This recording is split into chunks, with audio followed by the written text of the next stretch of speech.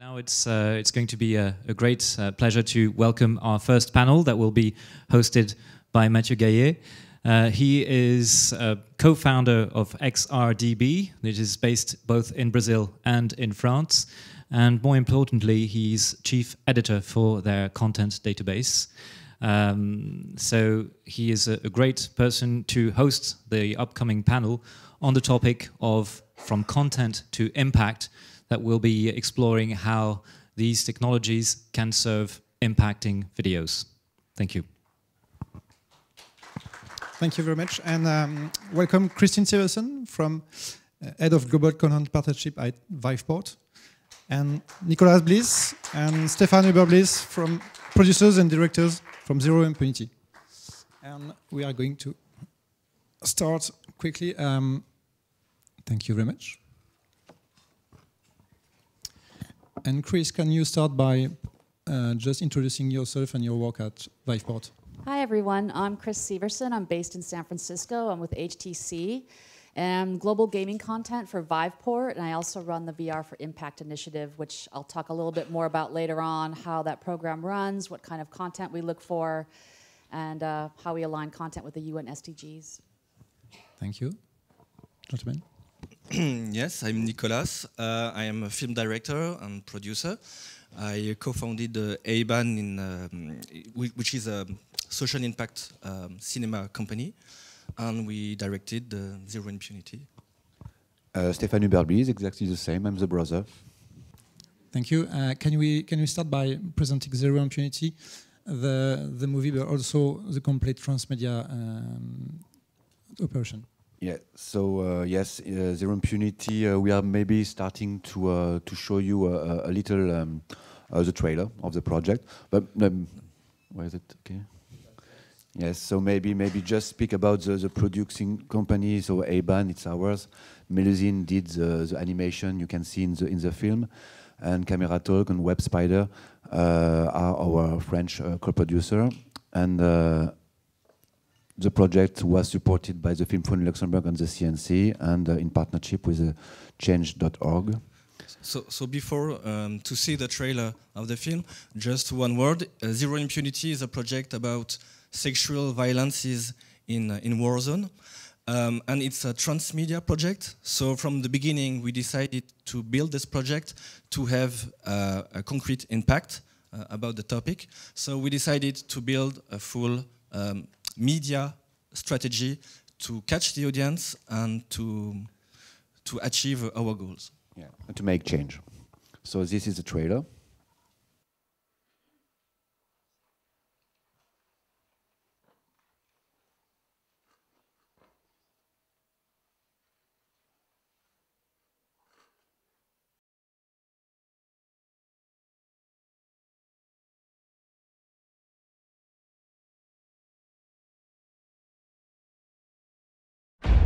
Ça se passe en Ukraine, ça se passe en Syrie. C'est commis par des soldats français en Centrafrique. أخذوا بنتي كان عمرها 11 سنة. Він велів, щоб я зняла одяг і прийняла ванну.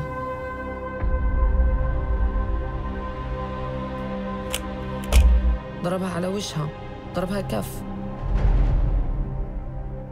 After 9/11, we needed to do absolutely everything. The things done to these men equate to rape. It's one of the biggest scandals in our history. What we did amounts to a war crime.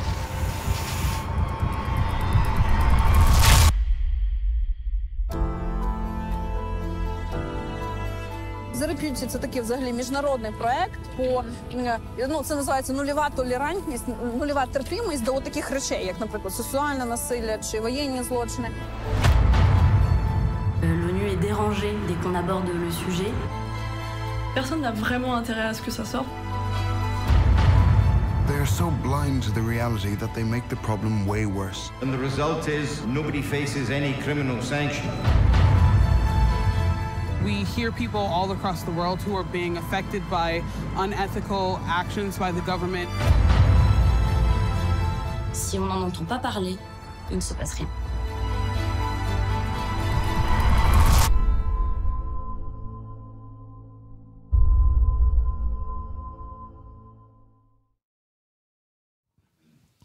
So this is a trailer of the documentary film. So in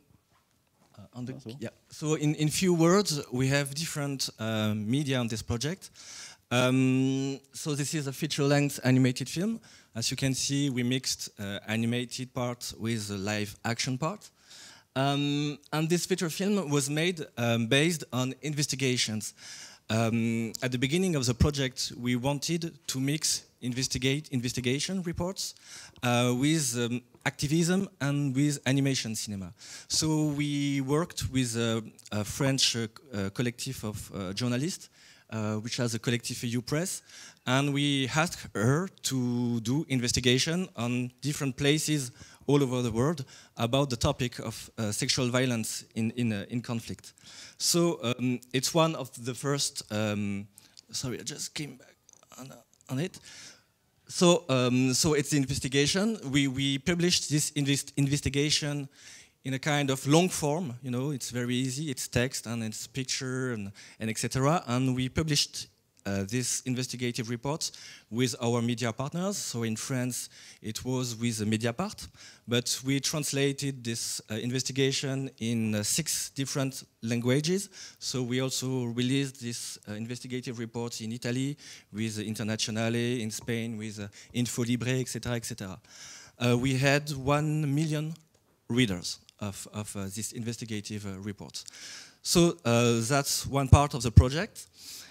Linked to this investigative reports, we had petitions. So we worked with NGOs, but also by ourselves on concrete actions. We worked on in France and in Ukraine. In France, for example, we asked to the President Macron to add a trainee plan in the military school about sexual violences. So to speak to him, we did quickly. This video. We did this video.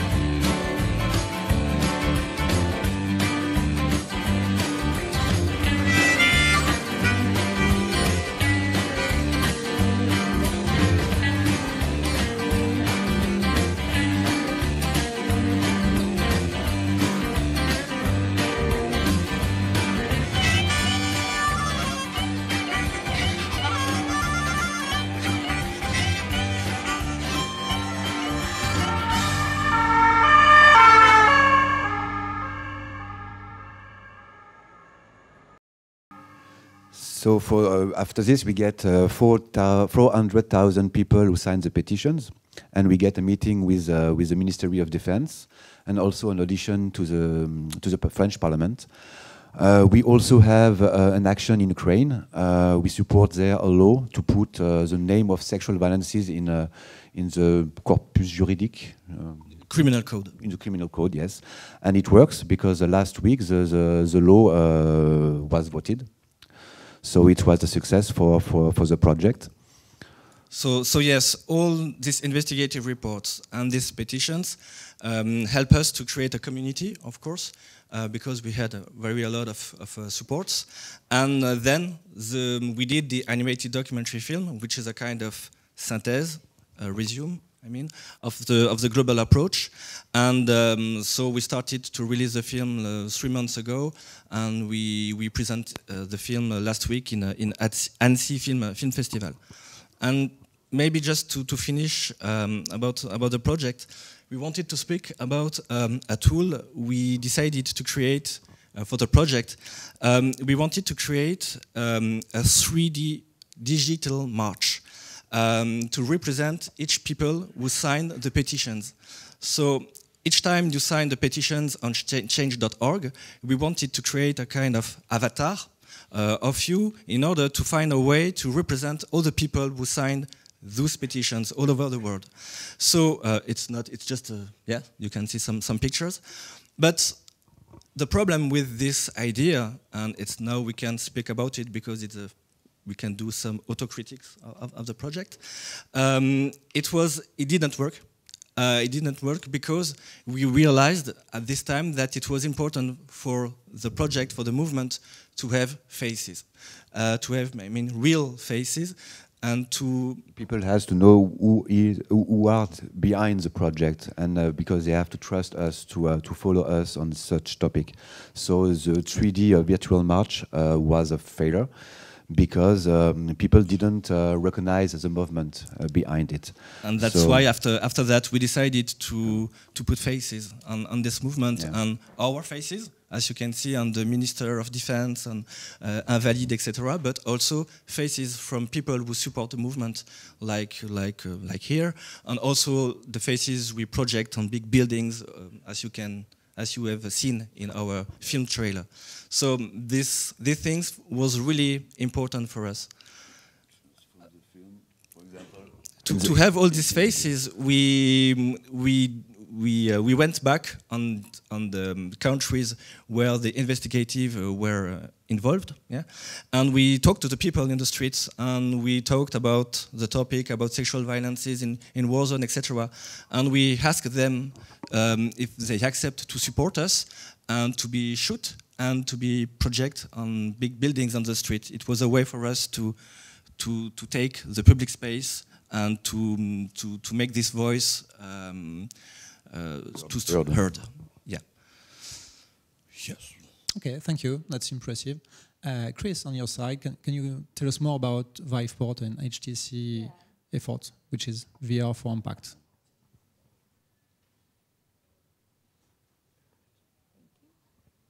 Little technical.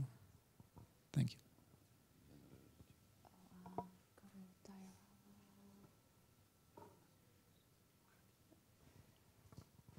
So I head up something called VR for Impact at HTC, and it's pretty simple in its conception. We look for any content that's based on the UN SDGs, as you can see here.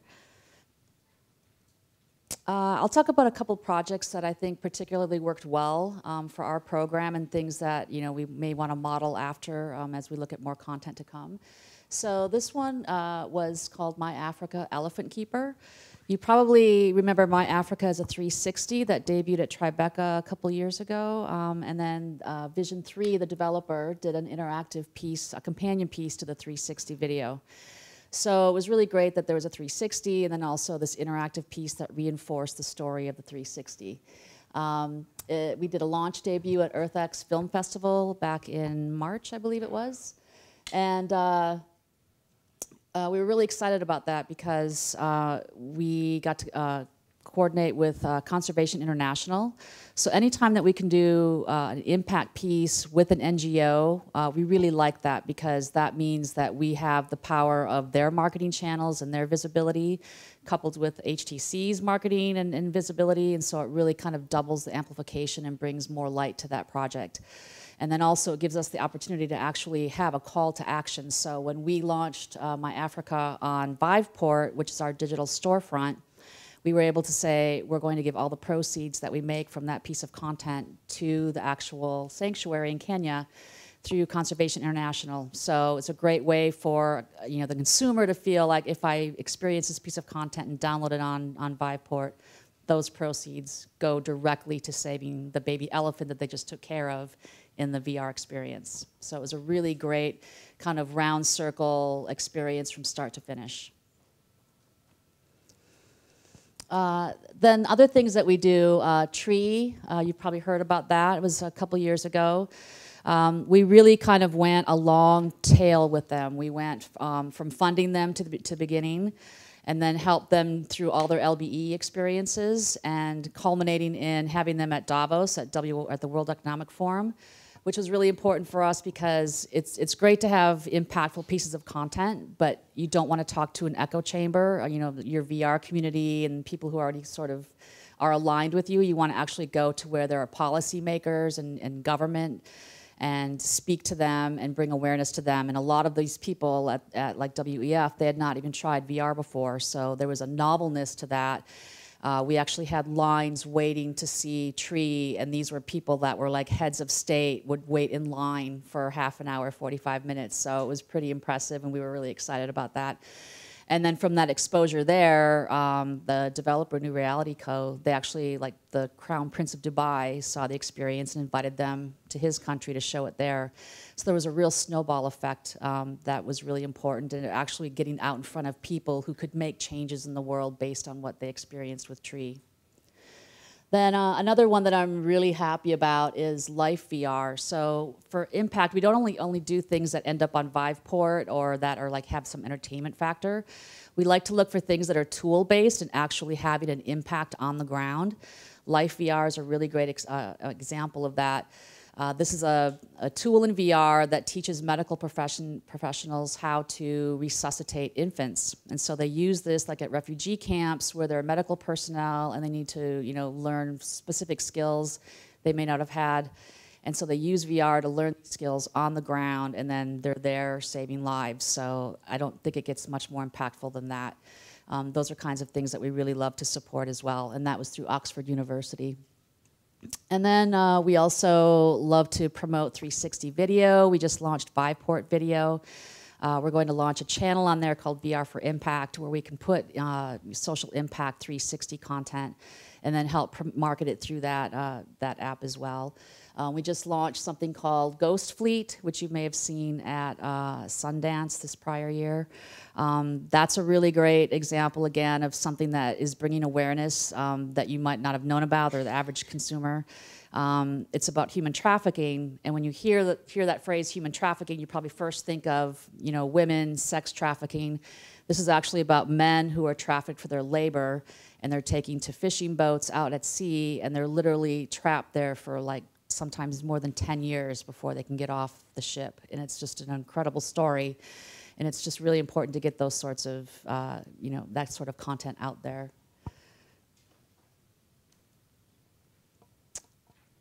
So the ways that we support, I just want to talk a little bit about how we actually fund and help content creators. So we do supplemental grant funding. We don't have budgets to support full-on projects. We're kind of an NGO within HTC itself, so I'm always scraping for money like everyone else out there who's a content creator. But we do like to try to bridge the gap. If you've got something that's been funded by other partners and there's a little bit left that you need to kind of get over the edge and polish the project, we can do that. We also do hardware seeding, so if there's equipment that you need that's going to help you get the product started, we'd love to talk to you and be able to support with hardware. Also distribution, obviously through Viveport, which is our digital storefront. That's easy for us to do, and we love to help amplify through marketing, get visibility. And then as you have installations and events that you're doing with your content, we try to support through that as well, whether it's hardware, you know, marketing that event for you, just and any other ideas that you have that we can support you. We always love to hear that. Thank you. First question is, why do you choose VR or Transmedia to tell a story about, to tell something about impact, social impact? Can you tell us more why you choose that? We always did Transmedia Project because for us, when we have an idea or when we want to achieve a goal, it was important to catch the audience wherever they are. Wherever they are. So of course it was important for us to find a way to speak to all this audience and not to use only one medium. For example, all the people who read the investigative reports are not the same people who read the petitions. and maybe they're not the same as the people we will see who already saw the film. So each time we create a new media, each time we touch another audience. So for us it makes sense, because if there is no audience, there is no social impact. There is no social impact if there is no audience. That's why we for us it's the main goal in every project, even it's a documentary or a feature film, animated or something else, or VR. We have to create a community around the project if we want to have a social impact. Yeah, is Chris for you the same thing as bringing a project in festivals and Davos and everything? It's not just about supporting a project or helping a cause. It's about bringing that to the audience. Yeah, and I think it's a really unique time, because like they said, this is a new medium, and so people are really curious about it. So what we've actually found is, just like in your regular mom and pop arcade situation or some location based, it's become a family event where people come with their kids and they want to do the zombie shooter, but then they also kind of want to validate, their excursion and have something that the family can look at and have something that's worthwhile. And then they've asked for things like, I want to see some really great experience that talks about the rest of the world. So we've actually seen a lot of, just feedback from customers at LBE that they want to see this sort of content. And so it's a really unique opportunity to not just talk within our echo chamber, but a broader demographic of people. Yeah. And do you see feedbacks from the audience, or what people think when you showcase a project and when you do a screening in Annecy, an example? In general, the people are touched, but they are also shocked, and they need time to recover. Yes, because the topic is very hard, and every topic who implicated social impact are hard. But they want to be involved, to be. As I said, when people are, for example, in a theater watching Zero Impunity, they are already a part of the solution when they are here to listening, because listening is already an action to support the victims, and they are part of the solution. And in every social impact cinema, VR, documentary, doesn't matter, the audience is always a part of the solution. But we really design the movie to shock people, but not to shock too much, because if it shock too much, people say, okay, no, I can continue to hear what you are saying. You block the people. So it was important we designed the project to engage people. I mean, of course, to give them information, etc., but also to find the short distance between the topic and the audience, to not completely block people, just enough to say, okay, I am surprised, I'm touched, but okay, I want to move forward and to help you. And that's why we always on social impact cinema use art it's a kind of it's a way to make an aesthetization of the social fact, of the social fact, of the political fact, to create more empathy. Without this aesthetization, it's too difficult for the people to be involved in the process of the solution. Yeah, empathy is a real word in VR. We are looking for people to feel something. Is that something, when you receive a project, you help creators in production to find the right way to tell a story? We're pretty hands-off. We kind of trust the content creators to do what they do best. So we look at overall concepts and the topic matter and say hey, go for it. I think we work with some pretty amazing people, and we've had some great results. Do you see trends now about social impact using digital way, like VR or immersive transmedia? So I still see a lot of 360, which is great, and I think climate crisis, and we're calling it climate crisis now versus climate change. We see a lot of content around that. But then, I have to say, yesterday at the XR market, there were some amazing projects. Pretty much everything I saw, it was across the board. Just the imagination and things to bring to light was just really impressive. Nicolas, Stéphane? I think in a VR, it's really interesting. It's a big challenge, of course, in terms of social impact, because it's a new medium. So it's interesting to see this. this project and to see how they start to create this social impact. But the real challenge, I think, is to all media, I mean a book, a film, a VR project, is creating empathy. I think it's different kind of empathy, but I'm not sure that a medium creates more empathy than another. But empathy is the first step. In terms of social impact, empathy is always the first step because it's the way, it's this step where you learn something. It's awareness. It's awareness. So we need to have this first step. But now the real challenge is how we create the bridge from this first step, awareness, to action. And to real life. And to the real life. Because when we are talking about social impact, we are talking about society. And society is not individuals, it's collective. So we have to find, there is two keywords, collective, and real. Because if we don't go back in real life, even with a VR project, it's what we call couch activism or bed activism. I mean, you just have to click on Facebook, like or share information. It's bullshit. It means nothing. It's useless. Every change is on the street, and that's also a fact. So that's why it's interesting to work on this way to really find what will work on that. I don't know.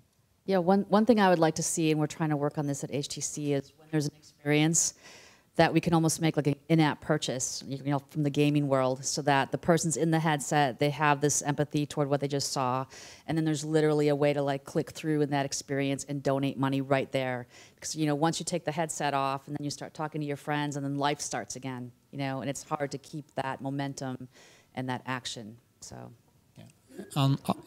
So how do you work around that? That just not creating content, but maybe finding the right partners, NGOs? Is that something that needs to be done at first?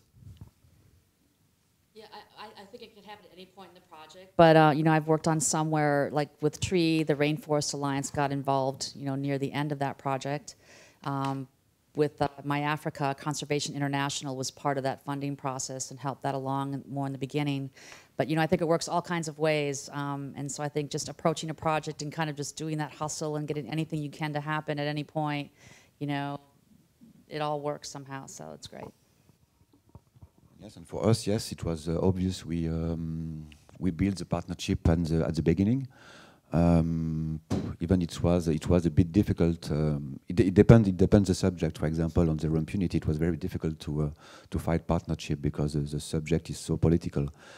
For example, we get a lot of problem with the United Nations or the French Army, a lot of death threats or something like that. So it was very difficult to find even some NGOs who will follow us, sharing our investigations or our petitions.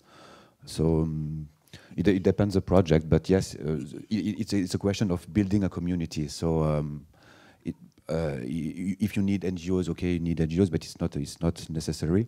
It's not obvious all the time. You can need only media or just people around who are supporting the project. It depends on the project, on the topic. But from a creator point of view, what is really important is that from the beginning, before choosing the technology, before choosing the media you want to use, you have to focus exactly on the goal you want to achieve. And only have one goal. On just one goal, really focus on it. Okay, I want, for example, to have a new law about blah, blah, blah, about this topic. That was the case with zero impunity? Yes. Yeah, we tried, but to be honest, it could be better, I think. At the beginning, we had 5 or 6 goals. Too much petitions, 6 if I remember good, and at the end we decided to focus only on 2 because it was more efficient. We lost a lot of time, money, and resources. We didn't have the resources to fight for 6 contexts. It wasn't reasonable. So I think you have, when you start a project, a social impact project, you have to really focus on one goal. To focus on one goal, on something which is realistic. I think it's really important to. And it's a question of honesty, because if you don't achieve your goal, you promise. Because every social impact film, cinema is a question of promise you did to the victims or to the people you are supporting. So if you don't achieve the goal of a social impact project, you failed. So you have to be very careful with this goal. But how long does it take from starting the project, producing and... With Zero Impunity, for now we worked on for 4 years. 4 years, and it's finished in Ukraine. It's not finished in France. And as we say very often, the project will finish only when we will have concrete response answers. Sorry, about our French cases, because it's the second fight we have. On your example, the website is still publishing stories and okay. Yeah, yes, exactly. And the fact we first launched the project in 2017, so 2 years ago. We started the digital spread in 2 years ago. So it's really interesting that 2 years later we are still here speaking about the topic, speaking about the project. And now we released the movie 3 months ago. We are sure that for the next 2 years we are continue to speak about it. So that's I think that is interesting in Transmedia Project, is that you have to release the different media of your project in different time, in different spaces, and in good time. Campaign. Your campaign, sorry, yes, your campaign. I think it could work also on VR, and we are working on it on a new project. We really want to work on a transmedia VR thing. And to make our autocriticism, maybe we launched the digital part of the investigation maybe a bit too early before the film, because we lost a bit of audience, maybe. Yeah, I think that cadence is really important in to plan that out through a project. So, I mean, most of the projects that we see, they tend to start in the film festival circuit, and they make the rounds and get the buzz going, and then maybe they come to the home market in Viveport, and then we have a whole different cadence of marketing we can do there. And if there are events after that kind of open it up to a broader audience, then we have a reason to talk about it again. So anything that we can do to like keep that marketing cadence going, and I call it marketing, which is just really visibility. Yeah, we try really hard to like just keep the awareness out there. Yeah, lobbying to. Yeah. All right. To get back to the beginning about funding such a project, is it hard? Do you follow every entertainment project that go to traditional funding, or? We were very lucky because we. How can I say it? When we prepare the documents to apply for production supports, we didn't have any script, we didn't have any things, because of course investigative reports didn't have been done at this time. Because the film was written in the same time as the investigation was made. That's why. So we were very lucky because we created a concept, a social impact concept, and our funders, which are audiovisual fundings, I mean, were very brave to support us. The CNC and the Film Fund Luxembourg. The Film Fund Luxembourg and also the CNC. So yes, I think they were very touched by the idea of the concept of a social impact film, a transmedia project. I think they were very touched by this and also by the topic, and they trust us. And okay, so we were really lucky. But I cannot give more advice than this one because I don't know really how we can do it. But. See, and Chris, on your side, how do you receive project? How does it work to get into the program at Viveport? So at first we had an open submission button on our website, and we got flooded with just so many projects, and it was hard to vet them from. It was like anyone from like a high schooler with absolutely no VR experience to, you know, industry veterans. So now we've kind of revamped things where it's somewhat organic. So it's me and members of my team going out to events like this and going to an XR market, hearing pitches from people who are pedigree developers, and we can see things on paper and know that it's going to come to fruition because we know who you are and that you've done other projects. So that's like the easiest way. Sometimes we'll get referrals from somewhere else. It'll come from an NGO, or maybe it'll come from the EDU sector. One really interesting thing that happened recently was we talked to a lot of B2B people who are doing content and training, medical verticals, educational verticals, and they've already made some money in the business side of things, selling their VR tools. and then they find a way to amateurize that and say, you know what, we want to do some impact pieces with this. So for instance, we had one company that they do training for blue-collar jobs, and they've been very successful. They've been selling this piece of their business to be, other businesses for a while now. And they said, we want to democratize this and bring blue-collar training to impoverished areas. And so we're like, wow, that's amazing, making your money over here, and then you want to go and do the charitable thing over here, and we help support that. So we get projects all different ways in unexpected channels. We try to just keep, our minds open to anything coming from anywhere. From any country? And it's global, yes. Okay.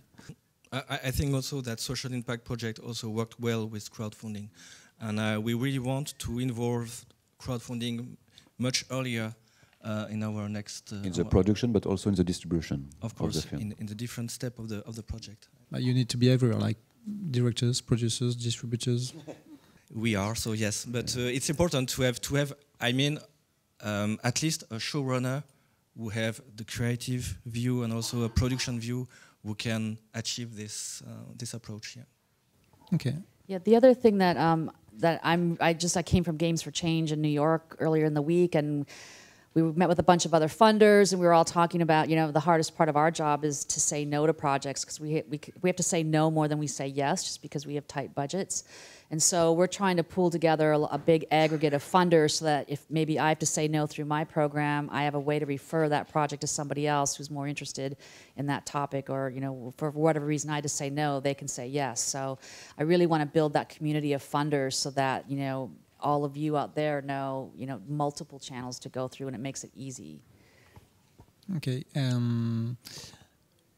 What advice could you give someone who wants to start a project on using social media or digital way and VR today?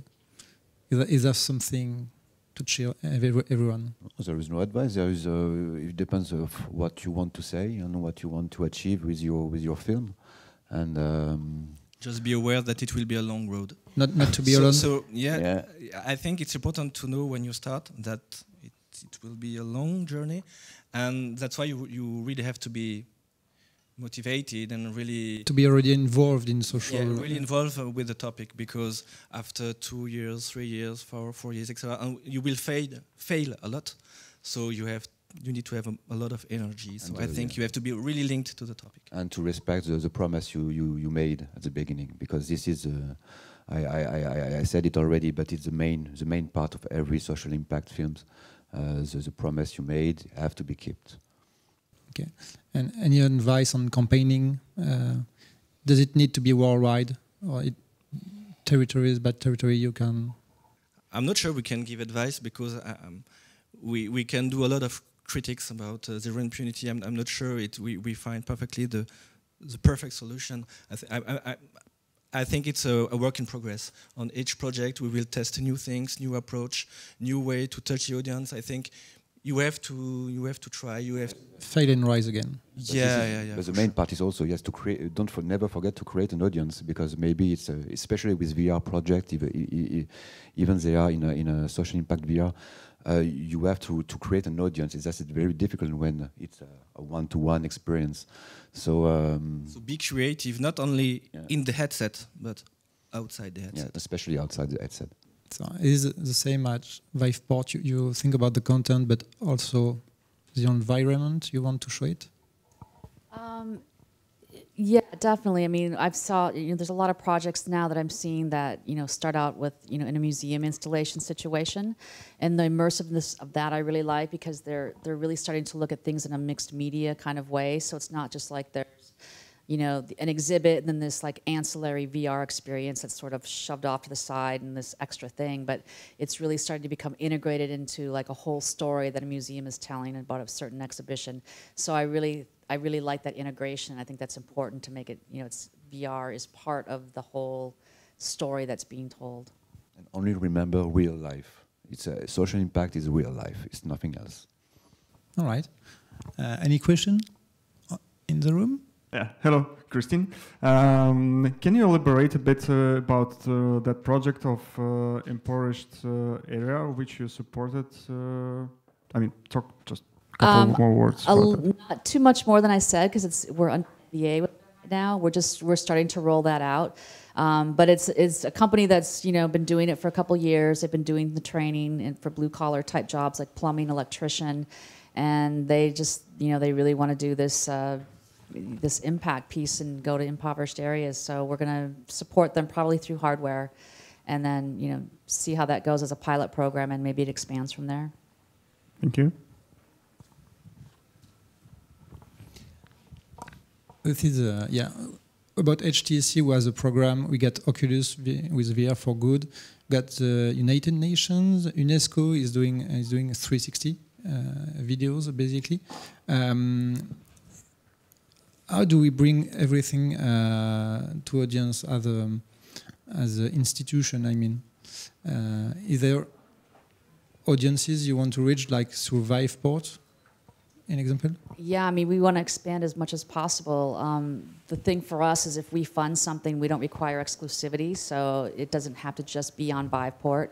We're trying to work with the other VR for Good projects and see if we can, if there's any collaboration there, that we can work together on things. It seems sort of silly to be, very siloed by hardware devices. So we're, trying to do those sorts of things.